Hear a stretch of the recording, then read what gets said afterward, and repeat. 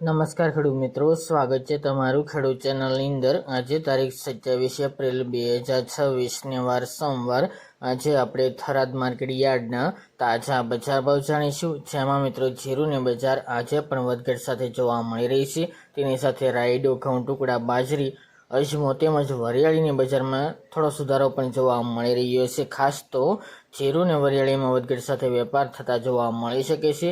જીરુમાં પણ સુધારો થોડો જોવા મળી શકે છે આ સપ્તાહમાં। તો ચાલો આપણે જાણી લઈએ કે આજે રાયડો, જીરુ અને અજમાના ભાવ શું ચાલી રહ્યા હતા।